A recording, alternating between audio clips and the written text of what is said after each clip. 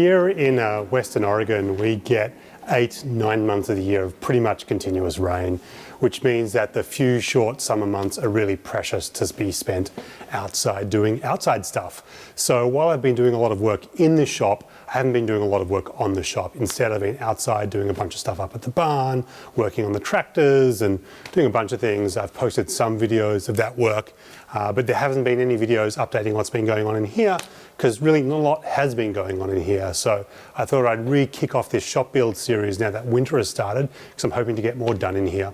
It's the middle of November, and there's a bunch more to do. Now, that's not to say there was absolutely nothing done over summer. I did a bunch of work on the outside, doing a bunch of gravel. The entry on the garage, the slab is 6 inches higher than the sort of exterior gravel grade. That was fine for driving the tractor over or driving the truck over, but we have a short wheelbase excavator, and going over that 6-inch ledge was painful and a bit of a bumpy ride, so I wanted to smooth that out, and so that's made it a lot easier to drive things in and out. Also, we put in a road directly from the front door, which is right behind me, up to the house. That was the shortcut route that I was walking anyway, and that was fine over summer. But with winter starting, we wanted to get some good gravel down there to make sure that it doesn't get muddy, and just to keep it to be a workable path, really around the year, because that's the way I'll be going back and forth really between here and the main house. What else has been going on? I guess plumbing is probably the other big thing. Pipes, to be a more broad topic, because the first bit of piping was powering those blinky lights up there that you see. We now have internet in the shop. Never really had good cell coverage in here, and definitely didn't have any Wi-Fi coverage. While I've put Wi-Fi around the property, a big metal building like this was pretty much impervious to it, and being sort of where it is topographically, it was hard to get a signal here, so it was important to get Wi-Fi here, sorry, Ethernet here. That was about a 250-foot run. We had piping put in before we poured the slab, so that was pretty straightforward getting that in here.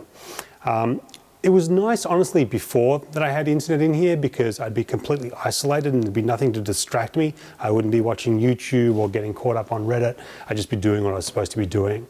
But the flip side is, now that I have Ethernet here and actually a good internet connection, I can actually work here a little bit more guilt-free. I've got a family, I've got a small baby. To be able to turn on sort of the internet-connected baby monitor and work in here and know that the baby's fine is great. It means I can work here a little bit more guilt-free. The other big bit of piping is in that glowing area over there. That's where we did a bunch of plumbing. Before I started working on this, we teed off the main water line that goes between the spring down there and the house up there. We teed a section of pipe into here and put a valve on it. And I've since done a bunch of plumbing so that I now have running hot and cold water in a bathroom. And now all that's left to do is build that bathroom. So how about I give you a tour of the little water system, show you what I'm doing in the bathroom, and then hopefully that'll kick off this series of more work happening in the shop. So let's go take a look at the bathroom. So before we go to the bathroom proper, let me show you what I've done here with the plumbing system. I didn't video this for two reasons. One is it's hard to get a good camera angle on this, and two is I'm not a plumber. I'm not an expert on plumbing, and I don't want to give you the impression that I actually knew what I was doing. This is not a particularly complicated setup that I've got going on here.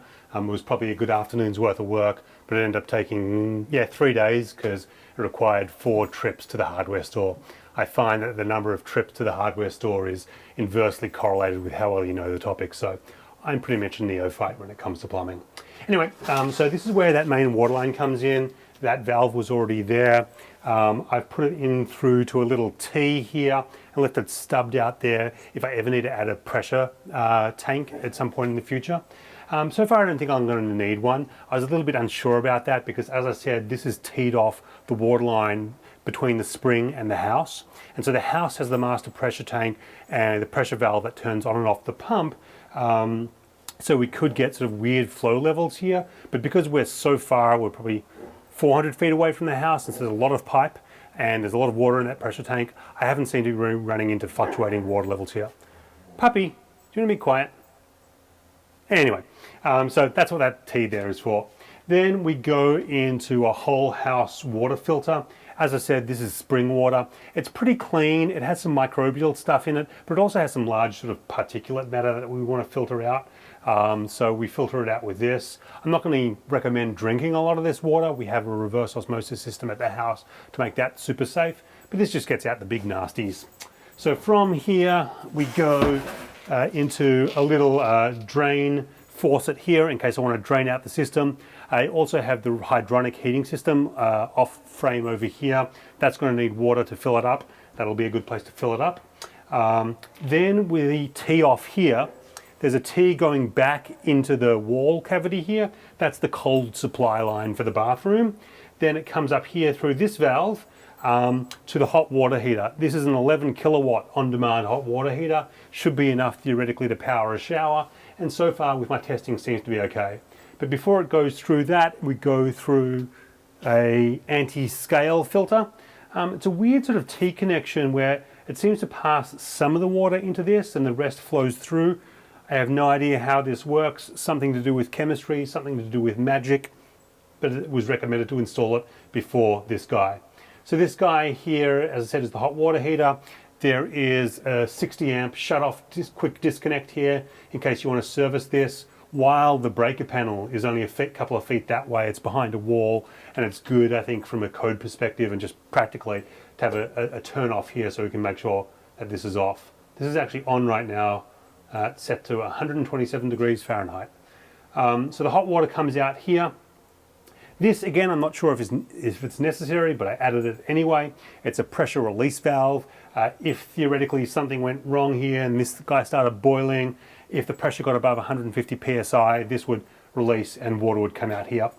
I also piped through over there some black ABS drain line. I could potentially use this to drain out to there so it doesn't get messy here, but theoretically, and hopefully this guy will never pop, but famous last words, right?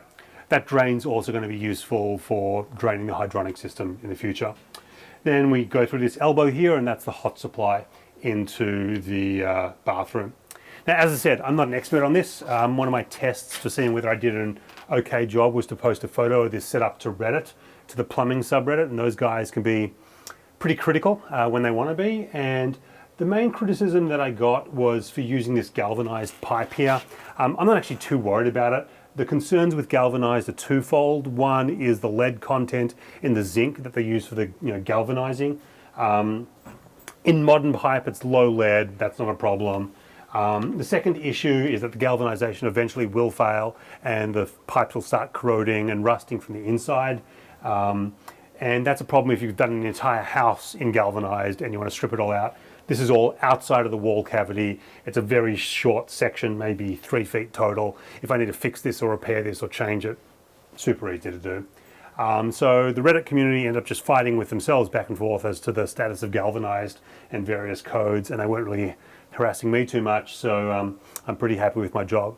The other thing that you'll notice here is I've left some purple smudge marks very intentionally on the hot water heater.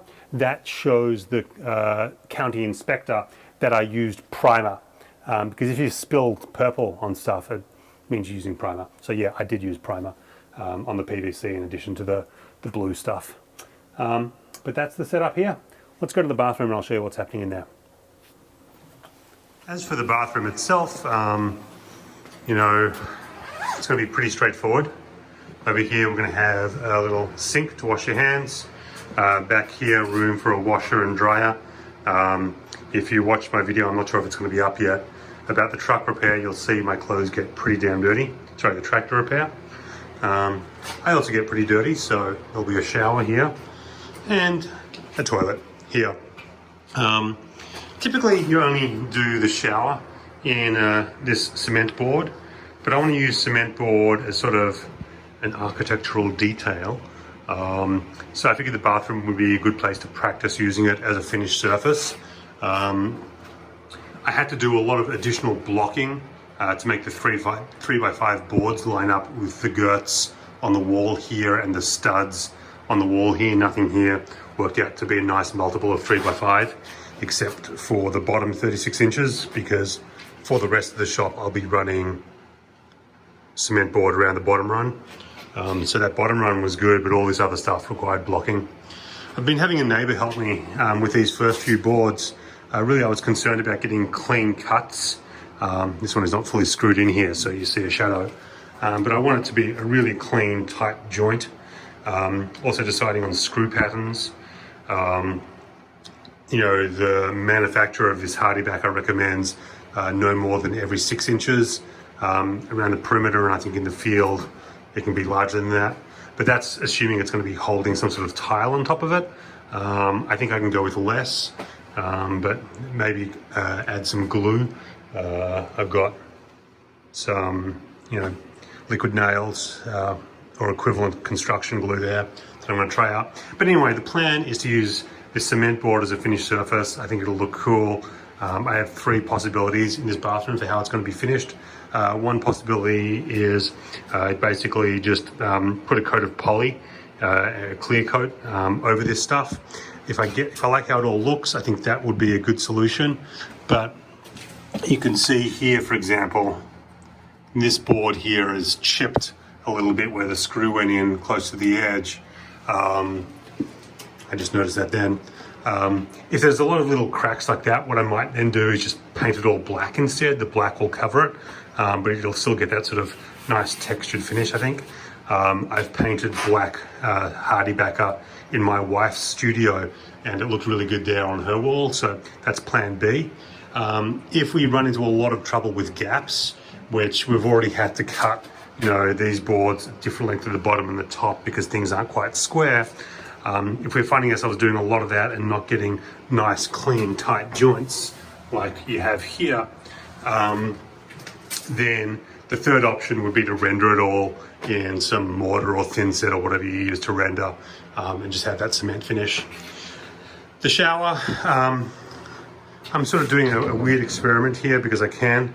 I'm using 1/4 inch HardieBacker, and I want to put the 1/2 inch on top of that. That will create a nice lip over the bottom of the shower pan and make sure there's a good water drip edge there. I will tape and waterproof this, then put on the 1/2 inch stuff. There's no kill like overkill, but everything else is going to be just that 1/2 inch backer board. In terms of cutting it, both my neighbor and I independently watched the same YouTube video about how to cut HardieBacker, and the guy in that video said that the worst way of doing it was with a knife, and if you are going to use a knife, you need to use a carbide blade, and that's the only way to do it, and you get really poor cuts if you do it with a knife. Circular saw is better, but very dusty. I think what he recommended in the end was a jigsaw with a very coarse wood blade.